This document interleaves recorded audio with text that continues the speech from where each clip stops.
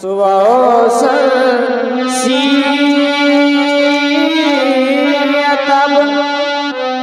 पाठी जनक बुलाए,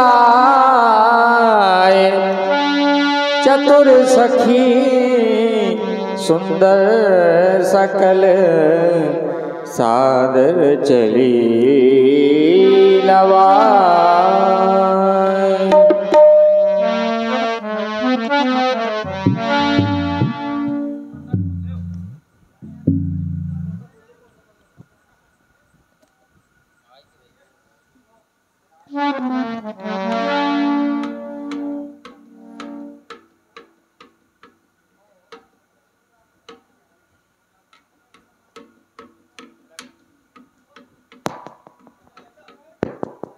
मिथिला के राजमंत्रीवर कहना चाहते हैं, अंतःपुर में जाकर के महारानी सुनैना से कुछ संदेशा कहना है। और संदेशा इन शब्दों में है कि सचिव सुजान प्रवीण सुन तुम राज भवन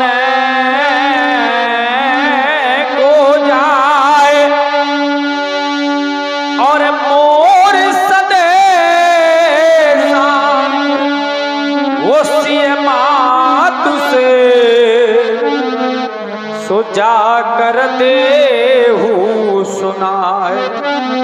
क्या कहना है कि वो हो सखिन सहित मेरी पुत्री चलिया और ऐसे नहीं, वो हो रोन झुन पायल, अरे वो हो रोन झुन पायल, वो हो जति जावे, वो हो सखीन सहित। क्यों?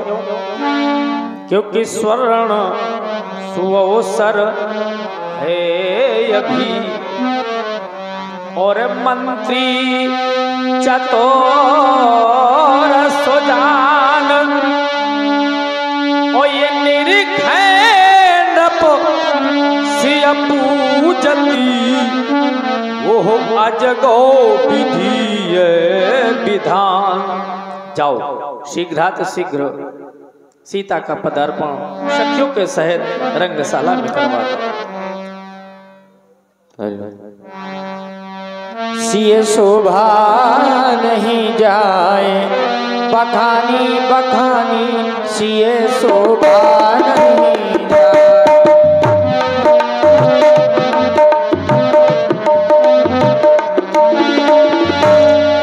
जगदम्बिका रूप गुने खानी, सिय शोभा नहीं जाए बखानी, सिय शोभा नहीं जाए बखानी, सिय शोभा नहीं जाए।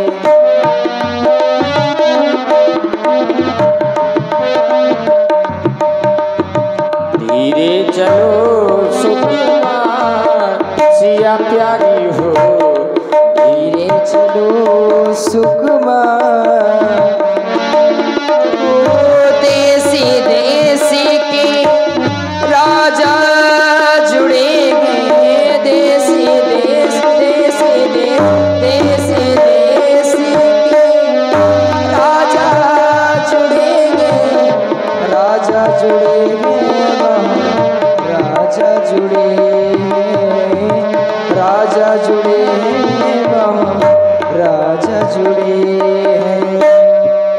करके सोलो सिंगार सिया प्यारी हो, धीरे चलो सुकुमार सिया प्यारी हो, धीरे चलो सुकुमार,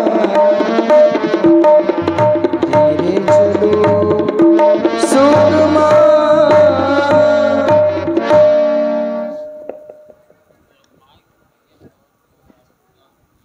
हे गणपति, मैं आज तुझसे अंतिम प्रार्थना करने के लिए आई हूँ। तू मेरी प्रार्थना को अवश्य सुन लेना। ही यज्ञ को 2 खंडों में विभाजित हो जाना। हे भगवान, गणनायक वरदायक देवा, गणनायक वरदायक देवा, आज लगे कीन्हु तुझ सेवा, बार बार विनती सुन मोरी, बार बार विनती सुन मोरी, हरहु चाप गरुतावती भूरी, दीन दयाल विरध संभारी, हरहु नाथ मम संकट भारी। मेरे संकट का हरण कर लेना और आज 2 खंडों में विभाजित हो जाना। हे गणपति, हे गणपति, आज सुफल कर दो। हे गणपति, आज सुफल कर दो।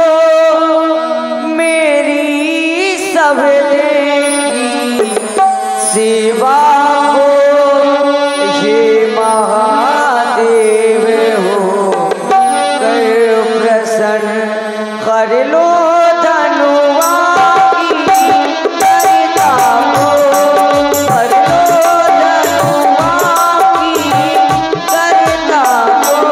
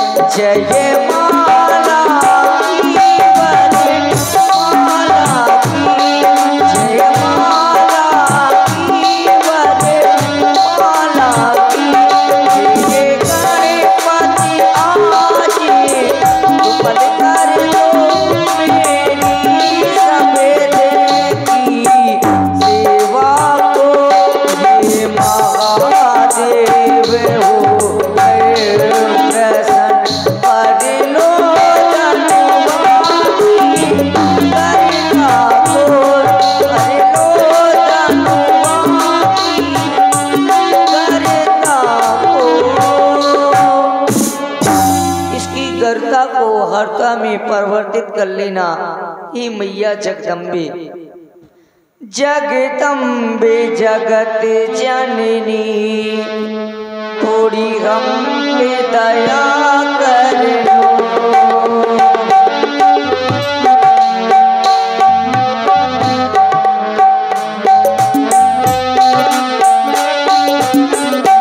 जगदम्बे जगत जननी जगदम्बे जगत जननी थोड़ी हम पे दया कर लो। हम आए शरण तेरी थोड़ी हम पे कृपा कर लो।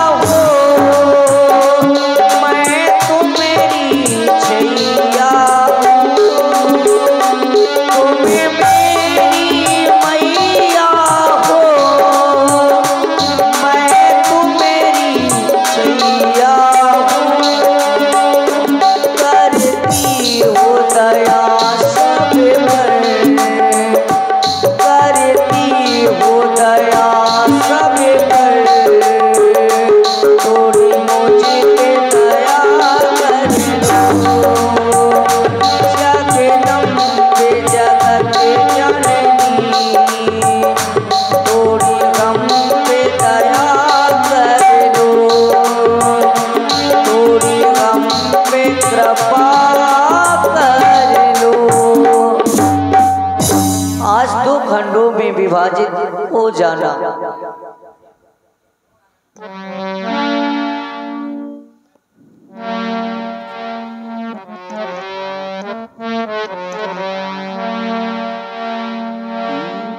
भूप सहस दस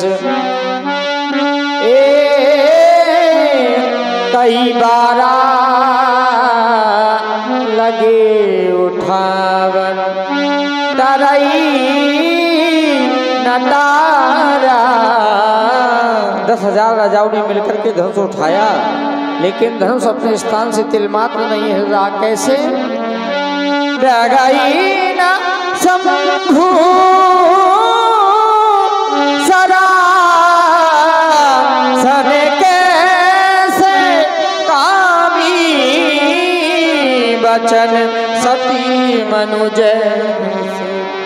जैसे कामी पुरुष के वचनों से सती स्त्री का मन चलायमान नहीं होता, उसी प्रकार से धनुष अपने स्थान से तिलमात्र नहीं डिग रहा। महाराज जनक जी की दृष्टि पड़ी। श्री हत भय संपूर्ण राजा श्रीहत होकर के हार मान करके अपने अपने आसन में जाकर के बैठ गए। श्रीहत भय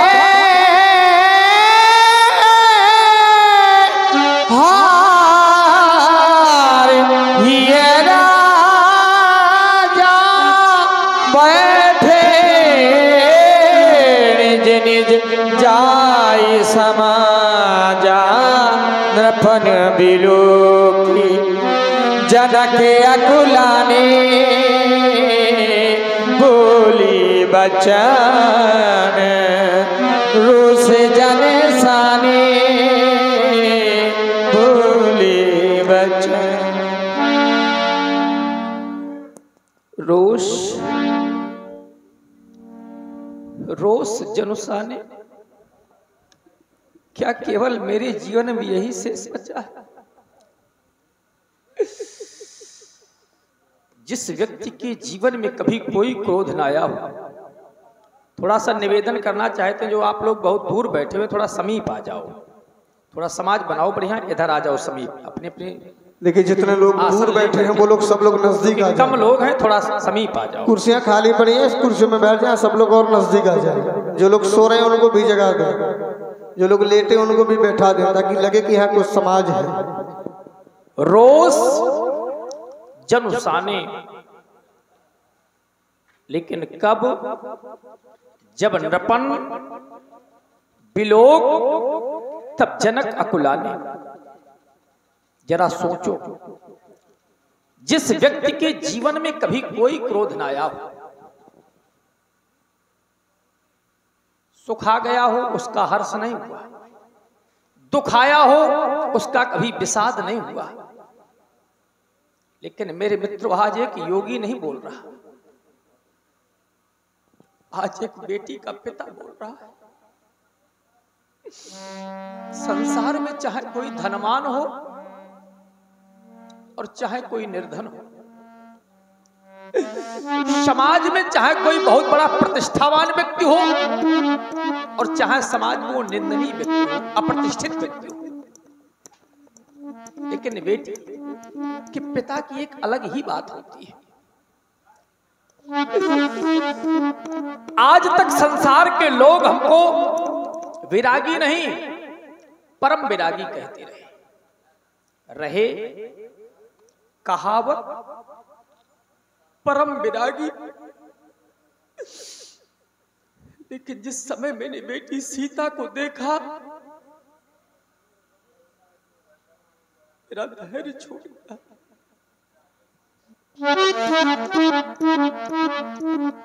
बड़े बड़े धैर्य वालों के धैर्य छूट जाते हैं।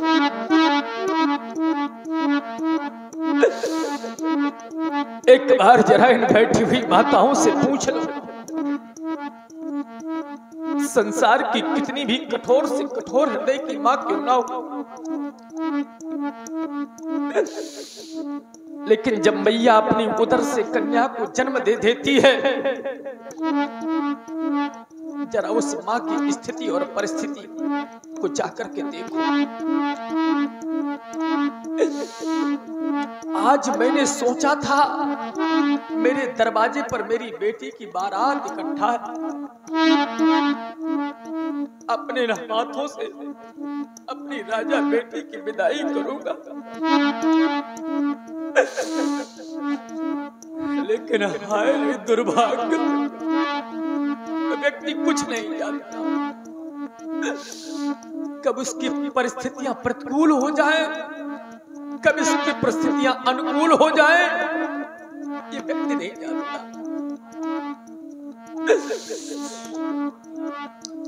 आज यह जनक कहने के लिए विवश हो रहा है, तो कहना चाहता है कि यहाँ श्री हाथ भाई,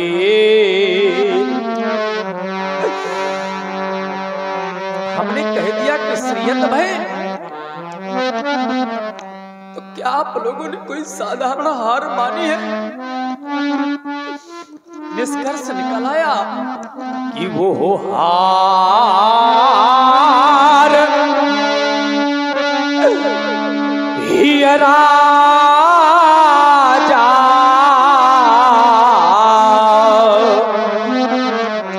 हृदय से हार मान गए हो।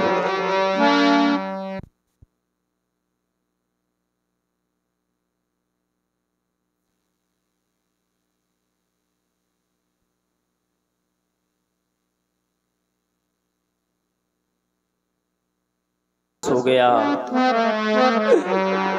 कि यहाँ श्री हाथ भाई, और मैंने कह दिया कि श्रीहत भाई, तो क्या आप लोगों ने कोई साधारण हार मानी है?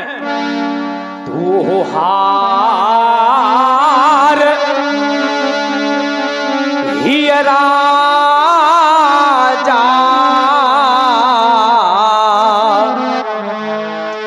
और जब हृदय से हार मान गए तो एक उपकार कर दिया होता मेरे ऊपर, चले जाते मेरी मिथिला को छोड़ करके, मुझे शांति मिल जाती, संतोष हो जाता।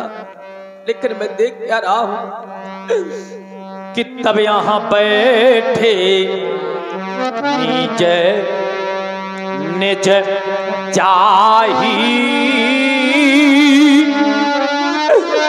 ये समाजा,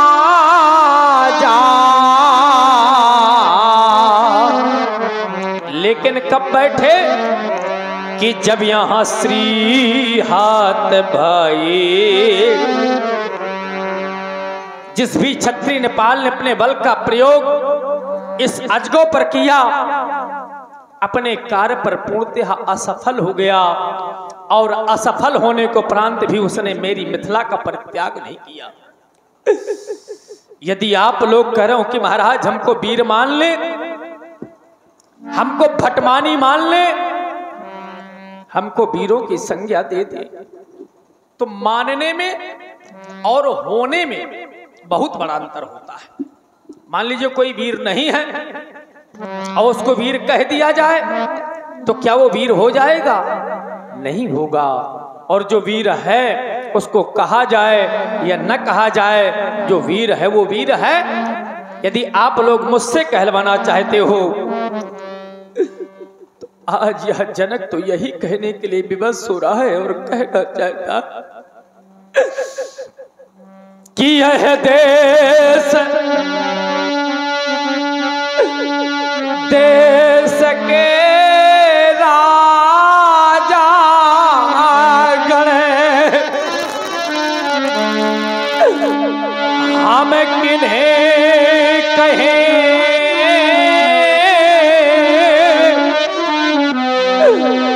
बलशाली है, पर हमको यहाँ विश्वास हुआ ये पृथ्वी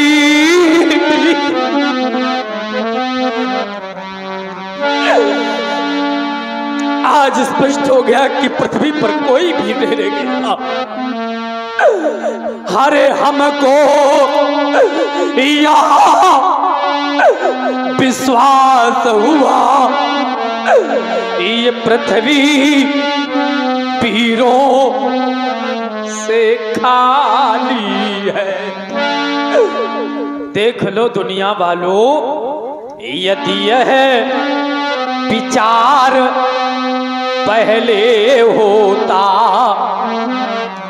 किंचितम यदि ये आभास होता कि पृथ्वी पर कोई वीर नहीं है, तो क्या प्रण करने को उपरांत आज समाज के अंतर्गत विकल होकर के योगी रोता नहीं? यदि यह विचार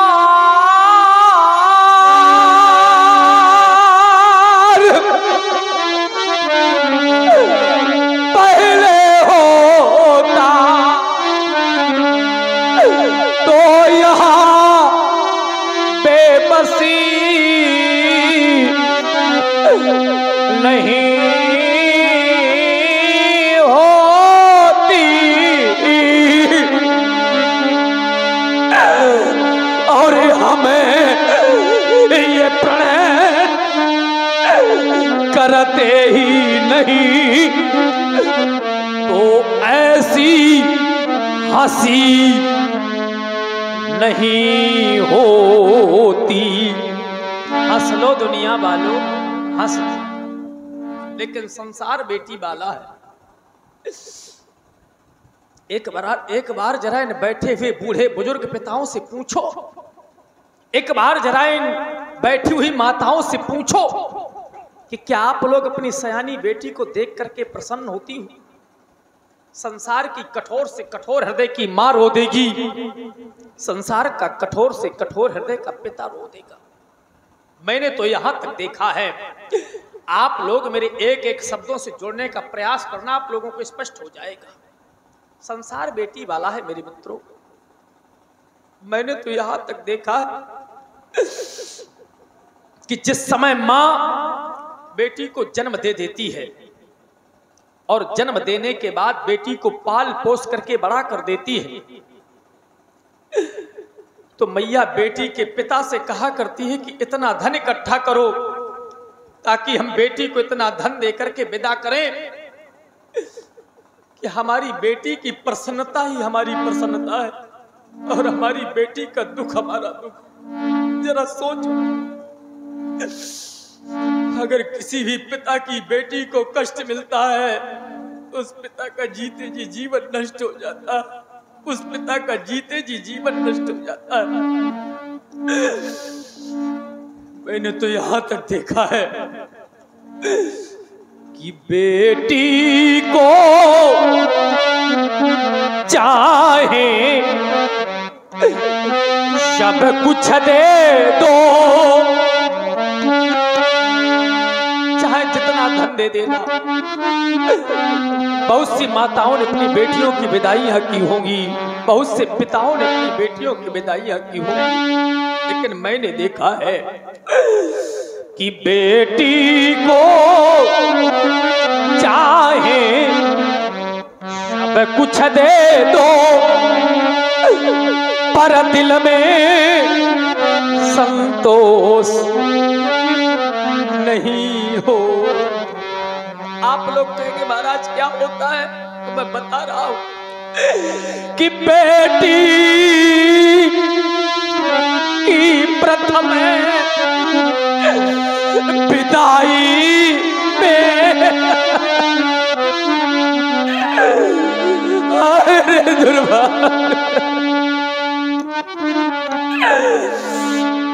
अरे बेटी की प्रथम वो विदाई में ये हर मातु पिता देखा जिस समय बेटी की विदाई होती है, हर एक माँ रो देती है, हर एक पिता रो देता है।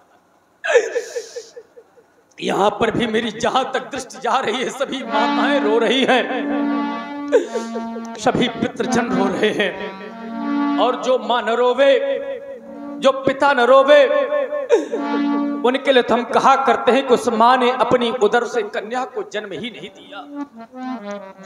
जो पिता न रोवे, उस पिता ने अपने हाथों से बेटी का पालन पोषण नहीं किया। तभी तो हम कहा करते हैं कि जिसने यह कन्या अरे जाई नहीं, सुन लेना बैठी हुई माता, जिस माँ ने अपनी उदर से कन्या को जन्म नहीं दिया, तो माँ कन्या के सुख तक नहीं जाती। और ध्यान दें, इस समय आप सुन रहे हैं बैठी हुई माताओं कि जिसने यह कन्या अरे चाहिए वो कन्या का दुख क्या जाने, और जिस पैर बीमारी अरे फटी ही नहीं, वो पीर पराई क्या, अरे जिस पैर ये बीमारी अब फटी ही नहीं, वो पीर पराई क्या जा।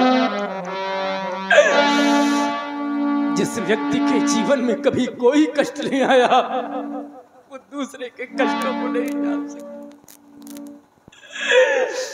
इतना ही नहीं, हर जिसने कन्या ये चाहिए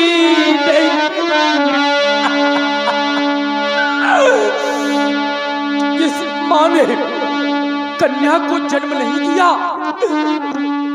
वो माँ कन्या के सुख और दुख को नहीं जान सकती।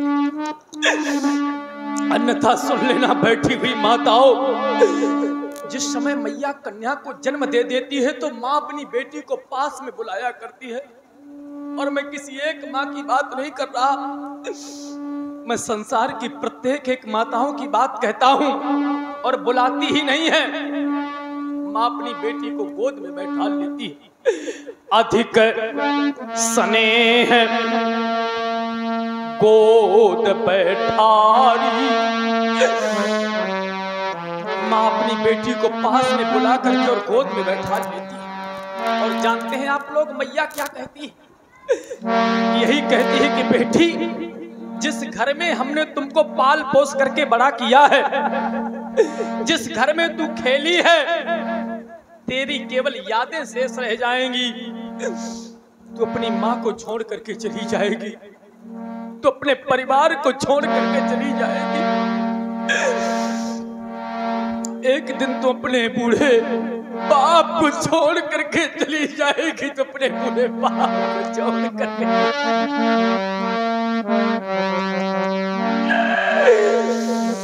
जिस समय मैया ऐसा कहती है तो बेटी मेरे मित्रों पपक करके रो देती है। बेटी पपक करके रो देती है। और आप हमारे आदरणीय सम्मानीय, क्या आप मुझको भूल जाएंगी माँ? मैया कहती है नहीं बेटी नहीं, इतना अवश्य कहती हूँ बेटी कि तू मेरे हृदय से लग जा, मुझे शांति मिल जाएगी। बहुरी बहुरी भेंटे महतारी। एक बार नहीं, दो बार नहीं, बार बार मैया अपनी बेटी को गले से लगाती है और यही कहती है, वाह ब्रह्मा, वाह विधाता, तूने कैसा बेटी का जीवन बनाया है। बेटी का जीवन मेरे मित्रों के संत से भी बढ़ करके होता है। संत अगर एक आश्रम बना लेता है तो उस आश्रम को नहीं छोड़ पाता, लेकिन बेटी का जन्म जिस घर में होता है, जिस माता पिता के द्वारा पाली पोसी जाती है,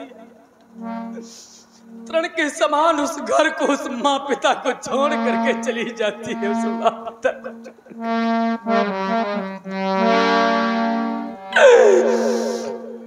ऐसा बेटी का जीवन होता है, ऐसा बेटी का जीवन होता है। तभी तो मैं कहा करता हूं कि जो मेरी हृदय वेदना को देख करके दुखी ना हो, उनसे हम कहा करते हैं कि उस माँ ने अपनी उदर से कन्या को जन्म नहीं दिया। जो पिता न दुखी हो, समझ लेना उस पिता ने अपनी हाथों से बेटी का पालन पोषण नहीं किया। तभी तो हमारा कहना है कि जो जने मातु कन्या सुधन्या वही है। सुन लेना बैठी हुई माताओं, जिस माँ ने कन्या को जन्म दिया है, उस माँ की कोख धन हो जाती है। लेकिन आप कहेंगे कि महाराज, कन्या तो आपके पास भी है, अब आपने बेटी का पाणिग्रहण संस्कार तक नहीं किया, तो संसार में अगर अभागे पिताओं की गणना होगी तो पहला नाम इस जनक का लिया जाएगा। क्यों? क्योंकि जनक सुकृति ये मूरत बहदेही, ये मेरे पुण्यों का फल है। और फिर भी मेरे मित्रों, मैंने क्या किया? महारानी सुनैना ने तो अपने कर्तव्यों का पालन किया। जिस समय वसुंधरा ने अपना वक्षस्थल फाड़ करके इस कन्या को मुझे प्रदान किया था, तो महारानी सुनैना ने बड़ी निष्ठा से इसका पालन पोषण किया था।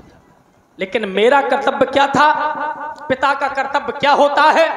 बेटी के लिए अच्छा घर ढूंढना, अच्छा वर ढूंढना, अच्छा कुल ढूंढना। लेकिन मैं अपने कार्य से विमुख हो गया। तभी तो मैं कहने के लिए बात हो रहा हूं कि रानी सुनैना पालन किया।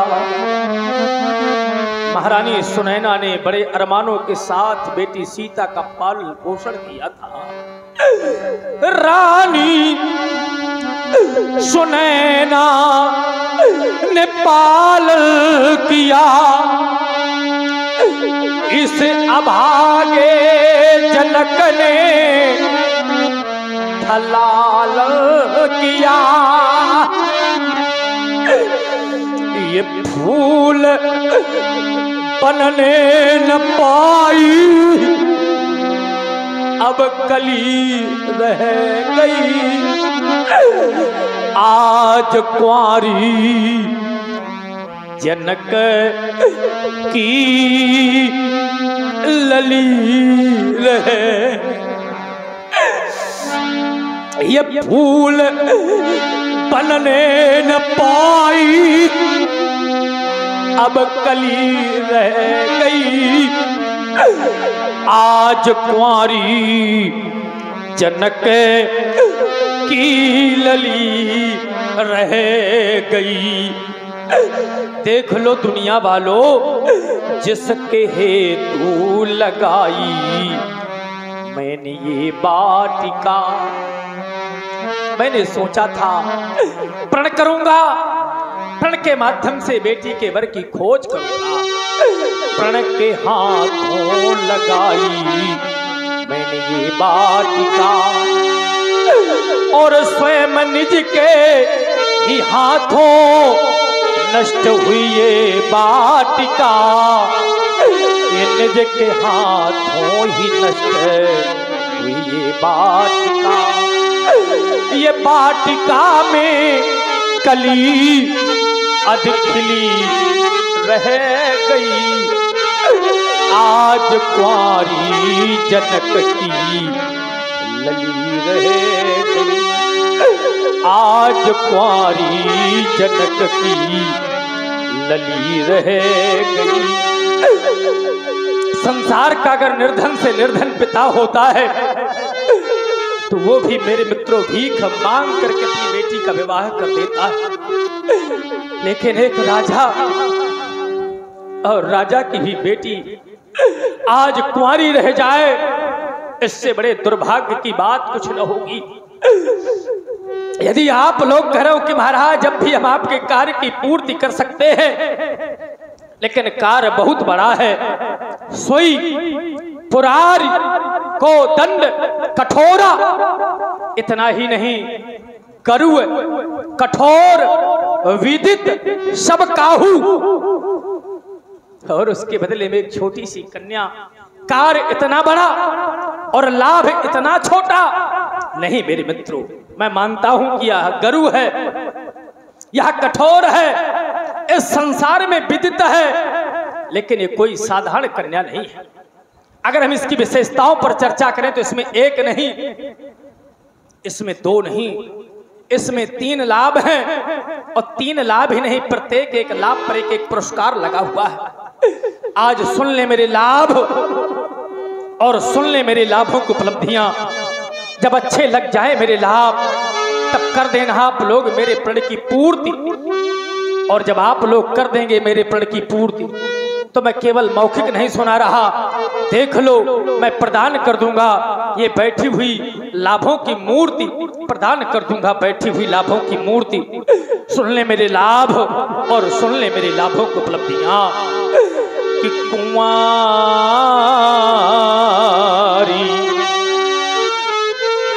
मैंने कह दिया कुंवारी तो साधारण नहीं होगी, क्योंकि विशेषता लगी हुई है। क्योंकि कुंवारी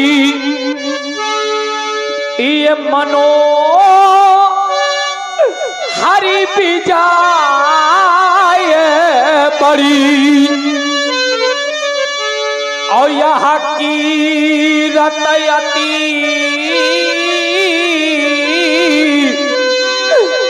कमुनी।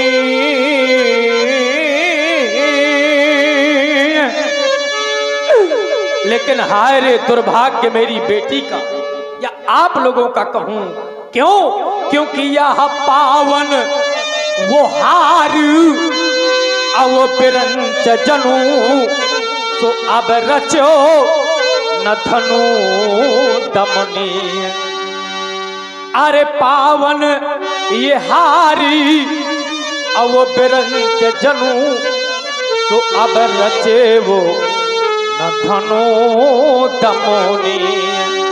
पहला लाभ मनोहर कन्या, दूसरा लाभ विजय बड़ी। आप लोग कह रहे होंगे महाराज कौन सी जय देना चाहते हैं? तो यही तो बतलाना चाहता हूं, क्योंकि एक बेटी का पिता हूं, क्योंकि यह है त्रिभुवन जय। एक लोक की नहीं, 2 लोक की नहीं, ये तीनों लोकों की जय है। यह है त्रिभुवन जय, और या समेत ये वैदेही। फिर आपके सोच विचार में पड़े, कर दो धनुष का खंडन। और जब आप लोग कर देंगे धनुष का खंडन, तब मेरे मित्रों मैं भी कोई विचार नहीं करूंगा। तब भी नहीं विचार, तब भी नहीं विचार, अब मैं बरऊं हठ वो होते ही, क्योंकि यहाँ त्रिभुवन जय, तीनों लोगों की जय के साथ साथ अपनी प्राण प्रिया सीता मैं आप लोगों को समर्पित कर दूंगा। सुनाए मैंने लाभ, सुनाई मैंने लाभों को उपलब्धियां, क्या आप लोगों को अच्छे नहीं लगे? यदि लगे तो किसी ने भगवान शंकर के आयुध को दो खंडों में परिवर्तित क्यों नहीं किया? जानना चाहता हूं, कृपया यहाँ कहा काहे यह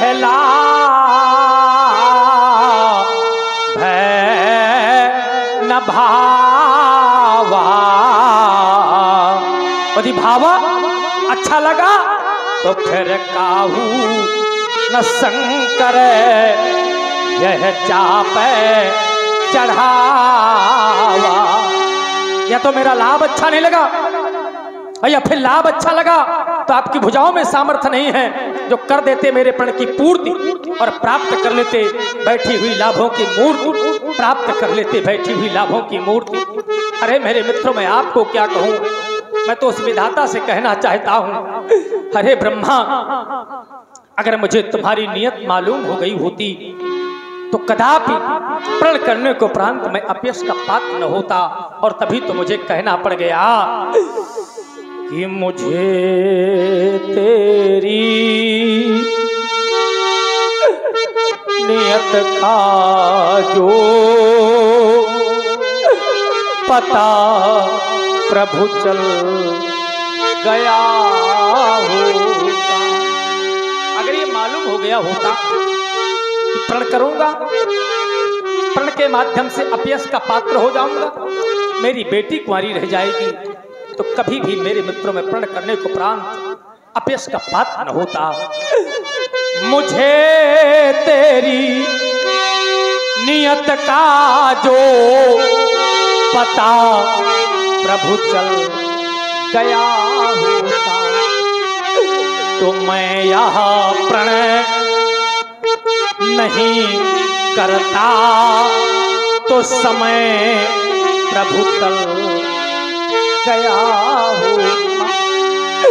ये जगत वाले कहेंगे क्या, किस जगत का तू विधाता है, तू हंसाता है, रुलाता है, पर समझ में तुझे नया आता है। नहीं है वीर इस वसुधा में जरा सावधान जो होता, तो कभी प्रण में नहीं करता, समय प्रभु टल गया होता, समय प्रभु टल गया हो। किंचितम यदि ये आभास होता तो प्रण करने को प्रांत आज विकल होकर के योगी न रोता, योगी न रोता। अरे आज कहना चाहता हूं कि कर दे आप लोग धनुष का खंडन, अन्यथा कर दे मेरी मिथिला का परित्याग। अरे आज मैंने जाना है, अगर मैं कह दूं कि आप लोग 2 अंगुल उठा दें, 4 अंगुल उठा दें, मेरे कार्य की पूर्ति हो जाएगी। लेकिन परिस्थितियां तो यहां तक आ गई हैं कि यहां रहाऊ चढ़ाऊ बे ये तोरा बे मेरे भाई, ओ यहाँ तिल भरी भूमि अब न सकहू छुड़ाई। तिल मात्र है उठा पाए, अपेक्षा करते हैं कि महाराज हमको वीर मान ले, हमको भटमानी मान ले। मैं किसी भी क्षत्रिय नेपाल को वीरों की संज्ञा नहीं दे सकता, वीरों की उपाधियां नहीं दे सकता। यदि कह सकता हूं तो यही कह सकता हूं कि मेरे मित्रों, अब जन को माखे भटमानी, कोई भी वीरता का मानी, कोई भी क्षत्रिय नेपाल मेरे सामने वीरता माखने का प्रयास न करे। क्यों? क्योंकि यह वीर विहीन और मही मैं जानी। वीर विहीन मही मैं जानी। और कब जानी? जब यह स्थिति सामने आनी। आप लोग कह रहे होंगे महाराज अब हम क्या करें? तो हम एक सम्मति देना चाहते हैं, और सम्मति वह यह है कि आप लोग मेरी मिथिला का परित्याग कर दें। और मिथिला का परित्याग करना तो कहीं कुआं तालाब न कर जाना, चाहे जहर का पान न करना। क्योंकि आप लोग मेरी मिथिला में आए हो, अपयश के भागीदार हो गए हो, तो हमारी एक सम्मति है। और सम्मति क्या है कि कृपया यहाँ तजहू आस निज निज गृह जाहू। तजहू आस, अपनी अपनी आशाओं को निराशाओं में परिवर्तित करते हुए और क्या करना है? तजहू आस और निज निज गृह जाहू। क्यों? क्योंकि यहाँ लिखा न विधि ये बैदेही विवाह। अगर विधाता मेरी बेटी की रचना करते तो उसके विवाह के अंक अंकित कर देते, लेकिन ब्रह्मा की सृष्टि से परे है मेरी बेटी, तो आज उसके विवाह के अंक कैसे अंकित करते? यदि आप लोग कह रहे हो कि महाराज अपना प्रण छोड़ दे, तो अगर मैं अपना प्रण छोड़ता हूं तो मेरा पुण्य समाप्त हो जाएगा। क्योंकि यहाँ सुकृति जाई जो प्राण परिहरा। अरे दुर्भाग्य, आज प्रण छोड़ता हूं तो मेरा पुण्य समाप्त होता है, अब प्रण नहीं छोड़ता हूं तो कुंवर कुमारी रहे का करा।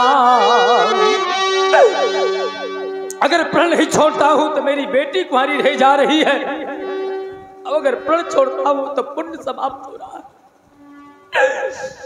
अरे दुर्भाग्य बेटी, आज पिता तुमसे निवेदन करना चाहता, रो लेने दो अपने पिता को। तुम अपने हृदय को मत दुखी करना। एक पिता तुमसे याचना करना चाहता है, और याचना किस बात की है कि जब तक तुम्हारा पिता जीवित है तुम अपने हृदय को मत दुखी करना। संसार की कोई भी संतान क्यों ना हो, चाहे बेटा हो और चाहे बेटी हो, जब तक उसका पिता जीवित रहता है तो मेरे मित्रों संपूर्ण दायित्व उस पिता के हाथ में होता है, सुख और दुख का।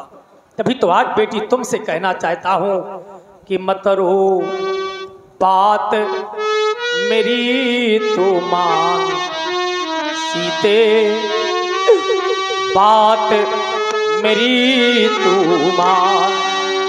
मैं सुन रहा था जिस समय तो मैया अम्मा जगदम्बा से कह रही थी कि माँ ये धनुष आपके पति का है, और इस धनुष की अगर गरुता को आपने हरुता में परिवर्तित नहीं किया तो मेरे पिता अपने प्रण को नहीं छोड़ सकते, प्राण छोड़ देंगे।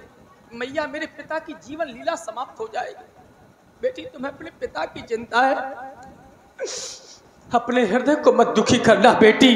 तभी तो मैं कह रहा हूं कि मत रो, बात मेरी तो मान सीते, बात मेरी तो मान।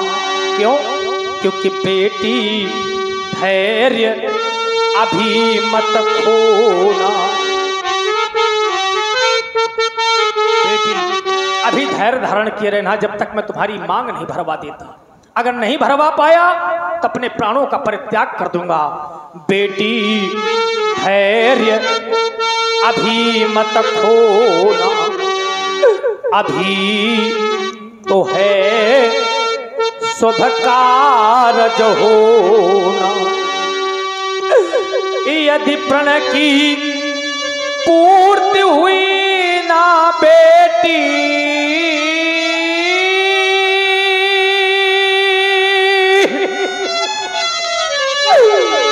यदि प्रण की पूर्ति हुई ना बेटी, तो मैं तज दूं अपने प्राण। बेटी मत रो बात मेरी तू मान, सीते मत रो बात मेरी तू मान। देख लो दुनिया वालों, यह शिव का चाप अभी टूटेगा। ऐसा मेरा विश्वास कहता है कि भगवान शंकर का आयुध अभी 2 खंडों में परिवर्तित होगा। यदि नहीं टूटा तो फिर आप लोग कहेंगे कि महाराज आप क्या करेंगे? तो यह सारा जगह मुझसे छूटेगा। अरे मैं अपने इन हाथों से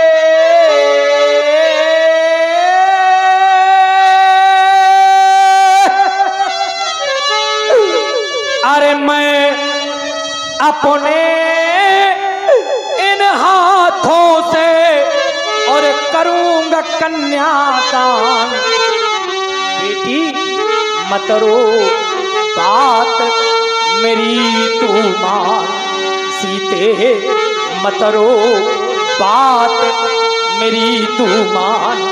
देख लो दुनिया वालों, आज मैं कहना चाहता हूं, यदि मैंने कोई जीव नहीं सताए, मन वाणी कर्म के द्वारा अगर मैंने किसी को कोई आहत न पहुंचाया हो, आज सभा में भुजा उठा करके कह रहा हूं, यदि मैंने कोई जीव नहीं सताए तो यह बात सत्य हो जाए। अरे स्वयं धरा पर आकर बेटी,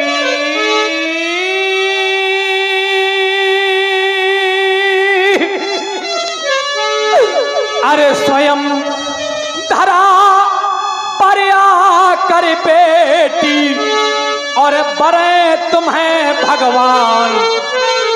बेटी मत रो बात मेरी तू मान, सीते मत रो बात मेरी तू मान। बस देख लिया मैंने आप लोगों की वीरता, देख लिया मैंने आप लोगों का साहस, देख लिया मैंने आप लोगों का पौरुष पराक्रम और बल, देखा मैंने आप लोगों का छत्रत्व और देखा मैंने आप लोगों का किया हुआ कृतित्व। अब कहना चाहता हूं, चले जाएं आप लोग मेरी मिथिला को छोड़ करके। अगर इतने पर भी आप लोगों ने मेरी मिथिला का परित्याग नहीं किया तो एक अंतिम निर्णय लेने जा रहा हूं। निर्णय क्या है? इस सभा का संचालन मैंने करवाया था और आज कहना चाहता हूं, ये सभा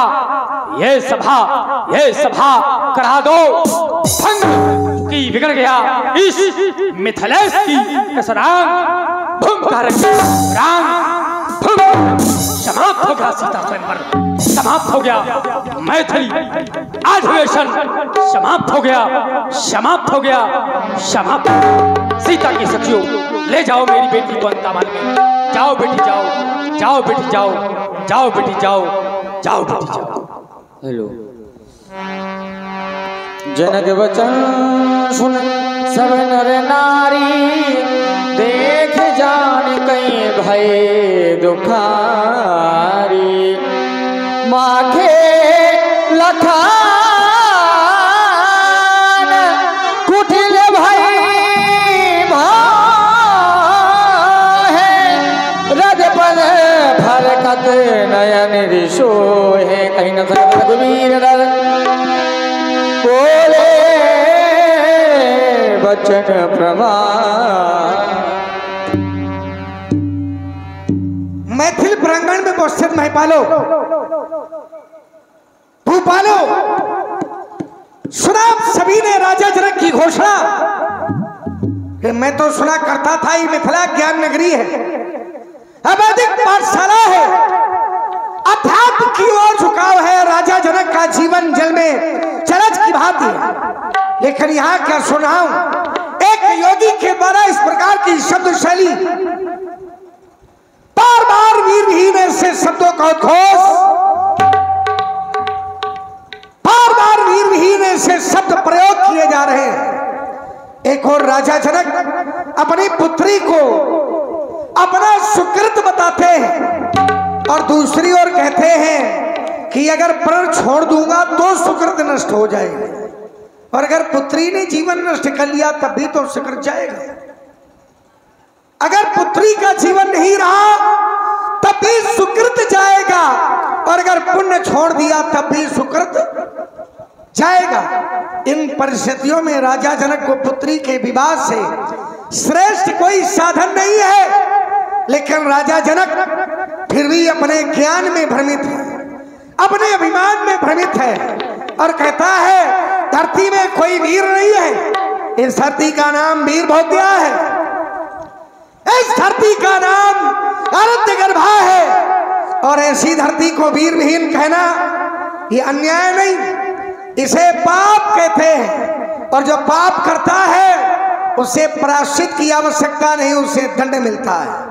प्रत्येक पिता अपने पुत्री के लिए घर, अबर और कुल की व्यवस्था करता है। घर बर कुल होई अनुपा, करी विवाह स्वतई अनुपा। पुत्री के लिए घर देखता है, अबर देखता है और कुल देखता है। आप लोग परेशान न हो, अभी हर जगह घंटी बजेंगी, हर जगह आरती होंगी, क्योंकि अगर वीर होंगे इस धरती पर तो वीर धरा का क्या होगा, परदेशी राजा करे राज तो भारत माँ का क्या होगा। ये नदी नाले घर पाप धोवेंगे तो गंगा माँ का क्या होगा, और वीर होंगे इस धरती पर तो वीर धरा का क्या होगा। जल को ढाल जल कर दो, ले आओ को सुर में की तरह पीस डालूंगा पटनी और भाड़ों को, फिर ब्रह्मास्त्र धनुष क्या है कि सिद्धि में सैकड़ों सिगले दौड़ूंगा। इतना तवल उंगली में दोनों छुटक दंड में तो प्रताप बलनाथ, जो न करो प्रपद शब्द कर्ण धाम धर्माथ, नाथ है ही बनो को उलटते ब्रह्मांड आज में। लखन सकोप बचन जे बोले, रघुमगान महिरी गजे डोले, सैन रघो लखन निवारे, प्रेम समेत निकट बैठा रे। भैया लक्ष्मण, तुम्हारे द्वारा क्रोध किया जा रहा है, लेकिन क्रोध करने का ये उचित समय नहीं है। महाराज जनक हमारी श्री पिताजी के समान हैं।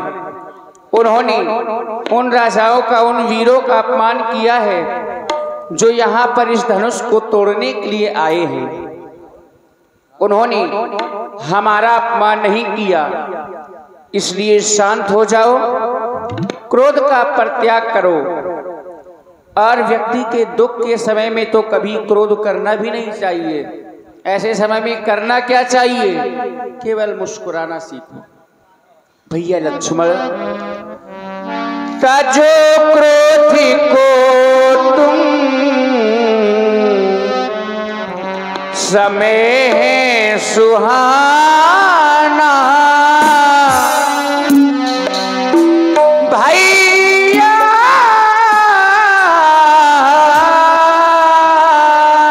भैया ताजो क्रोधी को तुम समय है सुहाना, नहीं व्यर्थ में दिल किसी का दुखाना, नहीं व्यर्थ में दिल किसी का दुखाना। मेरे लाल तुम सीख लो मुस्कुराना, मेरे लाल तुम सीख लो मुस्कुराना।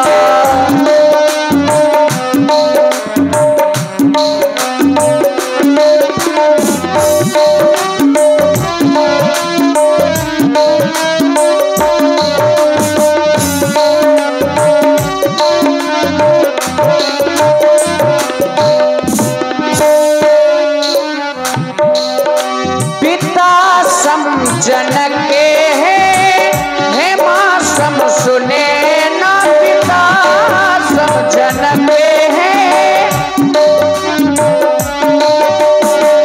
लगी चोट दिल में तो खामोश रहना, लगी चोट दिल में तो खामोश रहना। सुनेगा तो हम पर हंसेगा जमाना। जब ये संसार वाले सुनेंगे कि महाराज जनक के दुख के समय में लक्ष्मण के द्वारा क्रोध किया गया, तो ये जमाना हम पर हंसेगा, इसलिए ये जमाना ना हंसने पाए। सुनेगा तो हम पे हंसेगा जमाना। मेरे लाल तुम सीख लो मुस्कुराना, मेरे लाल तुम सीख लो मुस्कुराना।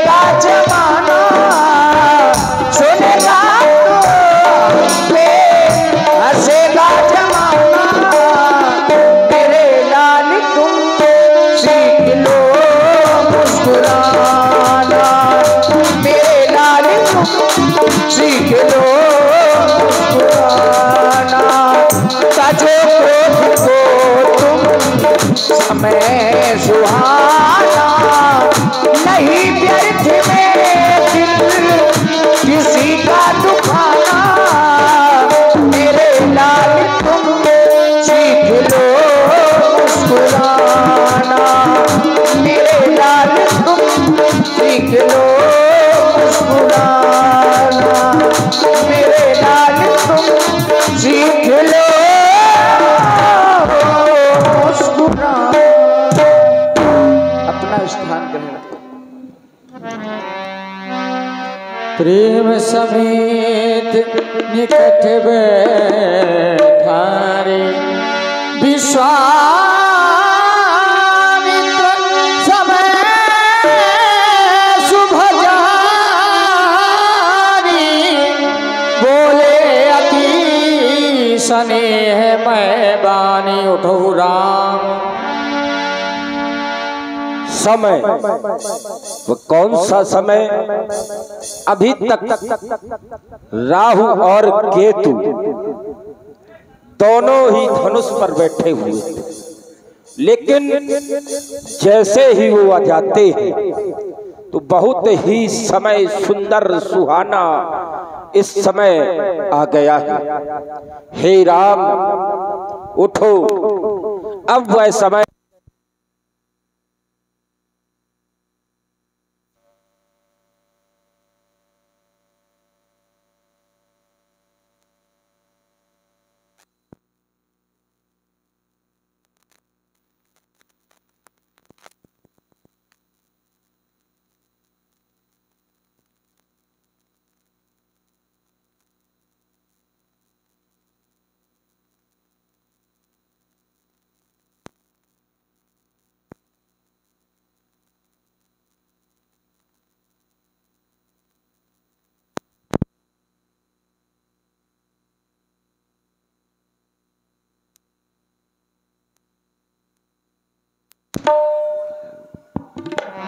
हे राम उठो और जाकर इस धनुष को दो खंडों में विभाजित कर दो।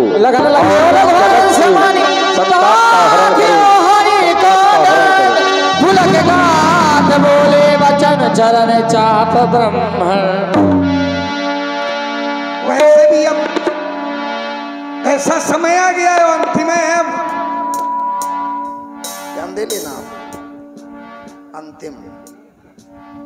इसलिए कह रहा हूं, दिस खुंजरऊ कमट आई कोला, धरऊ धरन धरती न डोला, राम छाई संकट धन तोला, हो सजग सुन गए सोरा, मेरे आदेश को सुनकर कच्छप वाला शेष सभी सावधान हो जाए। सावधान सावधान सावधान। और वह शुभ समय आ गया जिसकी हम प्रतीक्षा कर रहे थे। भगवान श्री राम अपने हाथों से भगवान शंकर के आयुध का खंडन करने के लिए जा रहे हैं। जो सो रहे हो जाग जाएं, शुभ समय है और ये अपने नेत्रों से दर्शन करें तो आपके संपूर्ण पाप नष्ट होंगे, जीवन मंगलमय होगा। व्यासपीठ से कुछ चौपाइयों का गान हम कर रहे हैं। जैसे ही राम जी धनुष का खंडन करें, आप लोग ताली बजाकर पुष्प वृष्टि करके राम जी महाराज का स्वागत गान करेंगे। आहा देखी विपुल विकल देही, राम राम राम। निमिष बिहात कलकुश देही, राम राम राम। कृषित बारी बिनु जो तनु त्यागा, मुए